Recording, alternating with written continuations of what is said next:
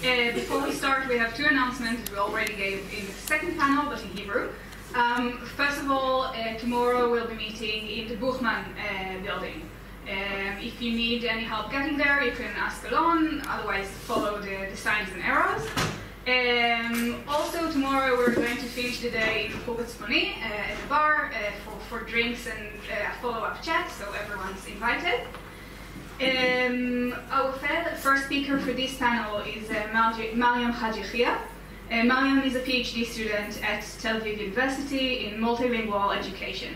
In her PhD dissertation, she is studying the case of Rawabi in terms of internal migration, language, identity, and gender. Mariam teaches academic English in the Bet College and has a master's degree in English linguistics and another in multilingual education. The floor is yours.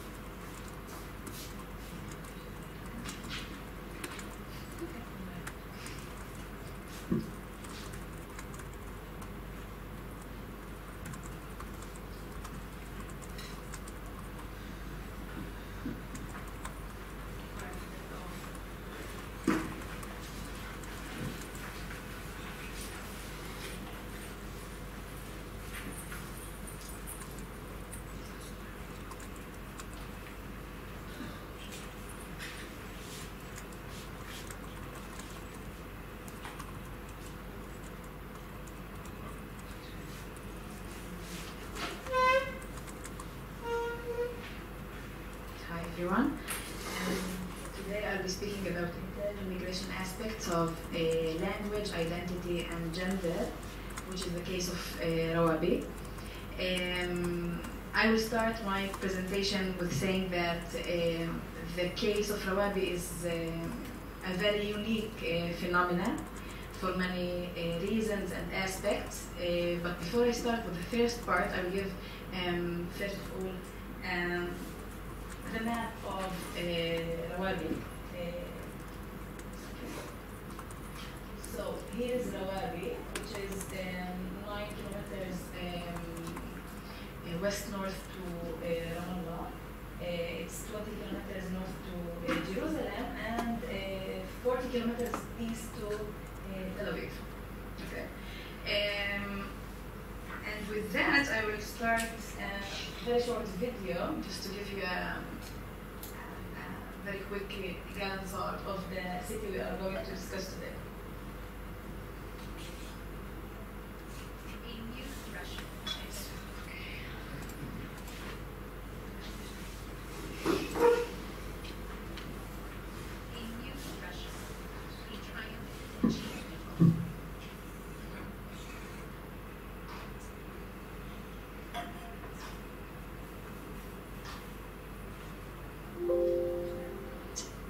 In the modern history of Palestine, the first Palestinian,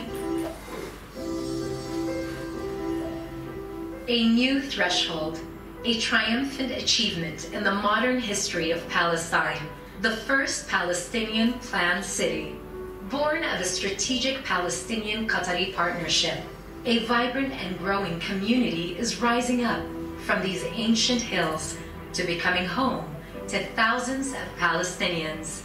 Ideally situated just half an hour north of Jerusalem, in the heart of the West Bank, this is Rawabi, a place to live, work, and grow. Shop, dine, and enjoy a wealth of entertainment and leisure activities while surrounded with spectacular views.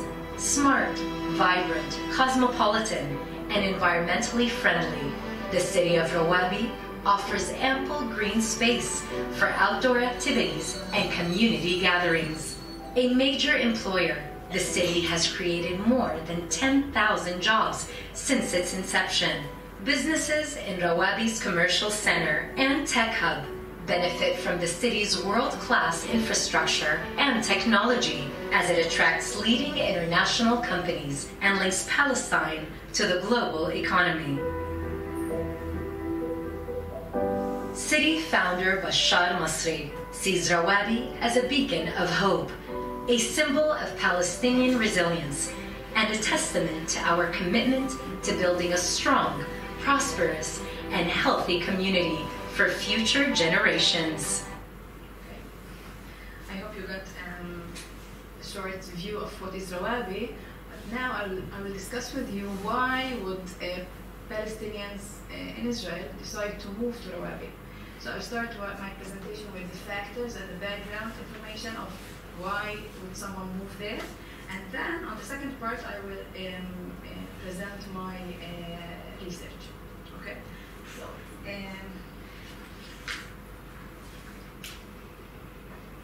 on the present form, we have Palestinians, the Palestinian community in Israel, living in Palestinian cities here.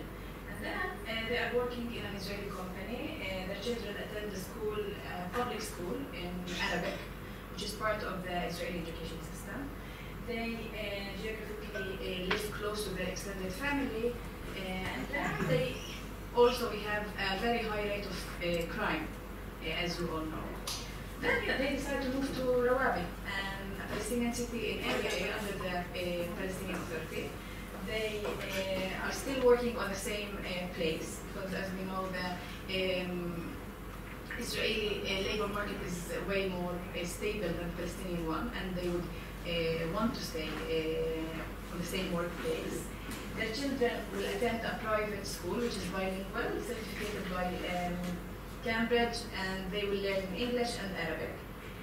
They are going to be an independent family, very connected to what we said about Russia a couple of minutes ago.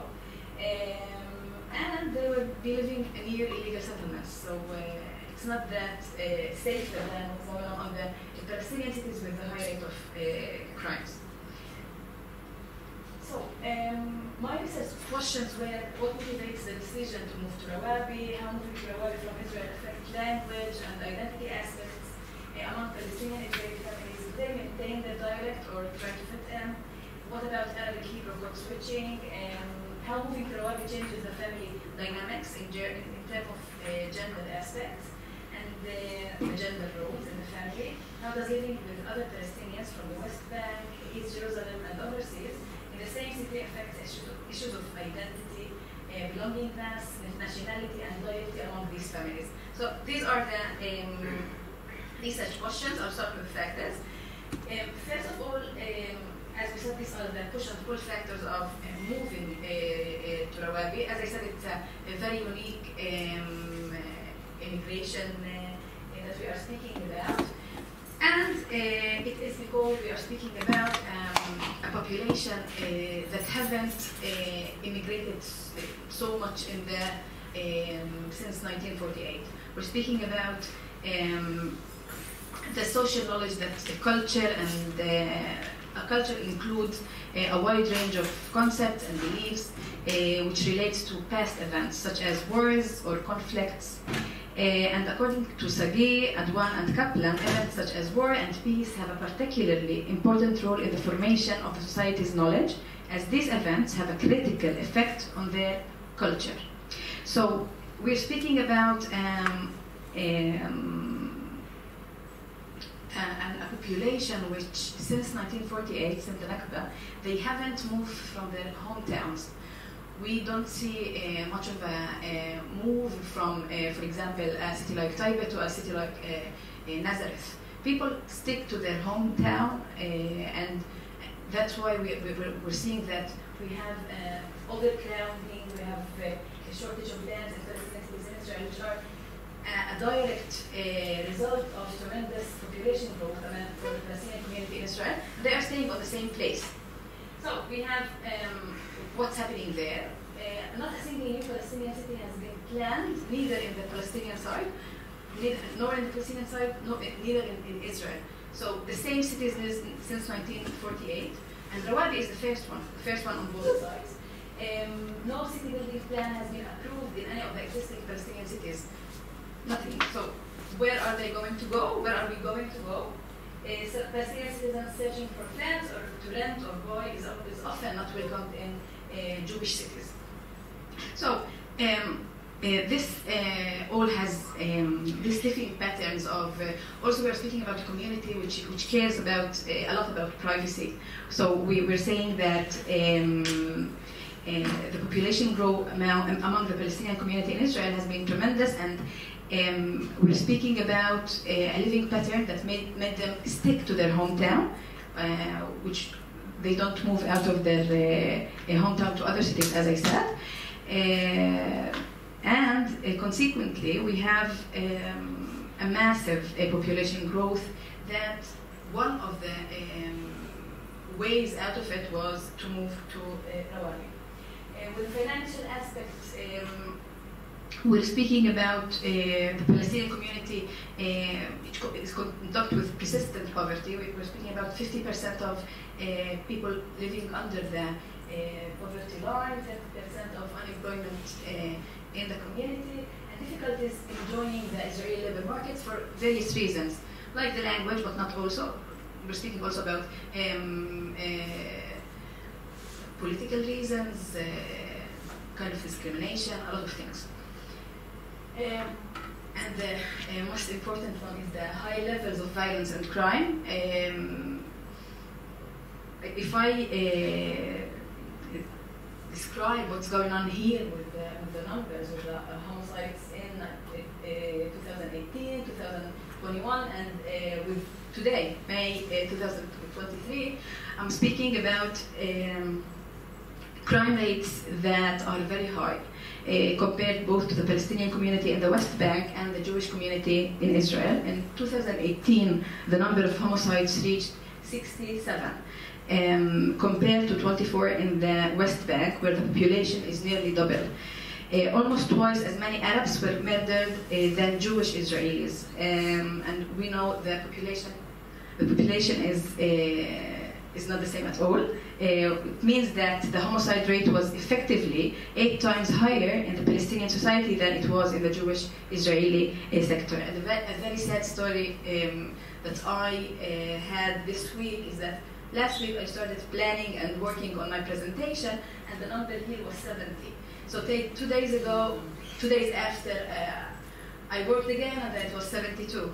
2 days ago, I updated the number, it was 78, and this morning I figured that it was 79. Maybe at these moments while I'm presenting something is different there. This is very sad. So these are also we're speaking about family and gender roles. The Palestinian family is a collectivist, patriarchal society, so we're speaking about very strong relations between the extended family, and it affects so many aspects in life, and for some people it's not that convenient or easy, and they want to find an alternative, which Rawabi offers. Also, one more thing that's very important is the post-marital residence practices. We're speaking about women moving out of their hometowns, for example, if they are married to a spouse who lives outside the city. So they would move out to a different city or a different neighborhood. And with Rawabi, we are having a neutral alternative, where they are both moving to a new city and both are being there without their extended families. So something may happen there, we don't know yet, but with gender roles, it's maybe that. The cultural activities in Israel, almost all activities, I would say almost, are offered to the public in Hebrew, okay? Also in public and also in private institutions. So even Arabic, if we're speaking about movies, which is very basic for children, it's once in a while to be in Arabic, and even when we have activities in Arabic, it's just translated from Hebrew without taking into consideration the uniqueness of the community. Arabic and its speakers are not welcomed, or they are not felt as prestigious enough. So we see that the language is out of the general society. Urban cultural facilities, just like libraries, are not offered in these cities, and it's also something people would find in the area of Rawabi, for example, in Ramallah. So these are mainly the factors. The methodology is going to be, as I said, I'm writing my proposal, so things are still not. I don't know yet how many participants are going to be there, but what I know is that it's going to be interviews and observations. And adult Palestinian citizens of Israel who consider Rawabi to be their permanent residents are going to be interviewed, and I'm going to ask them different things. So the research papers, what? Okay. So what? Sorry.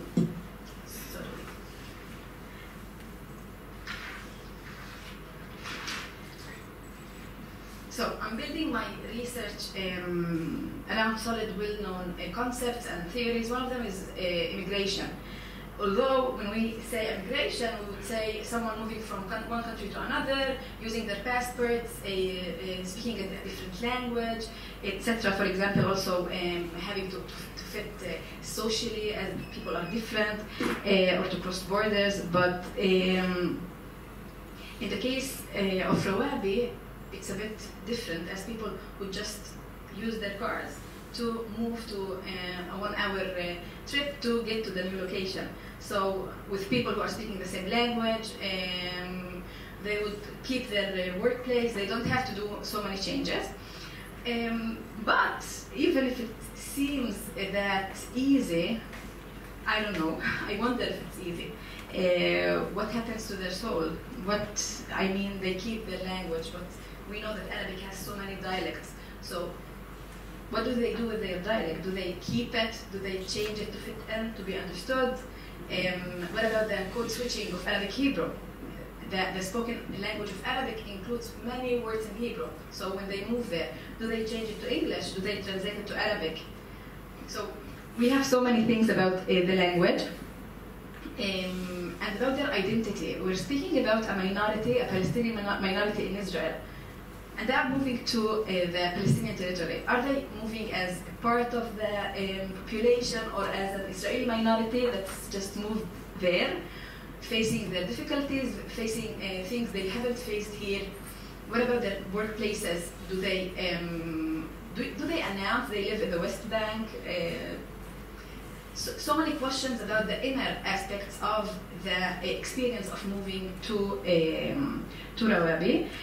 And as I said, the gender roles, do we have different experiences with the neutral environment, or it's the same? Do they feel more Palestinian or less Palestinian, more Israeli, less Israeli as they move there? And I will look at these things, taking into my mind, keeping in my mind the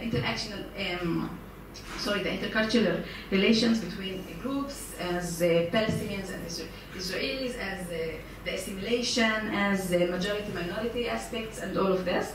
And I think that the idea of Rawabi may bring some change inside the Israeli society, as if we're just taking Rawabi to be some kind of city here, where it accepts all different kinds of people just because they want to join in. And if it would be at the end, it would build out a city for all its citizens, or a country for all its citizens. Yeah, a country for all its citizens. That's it. Thank you.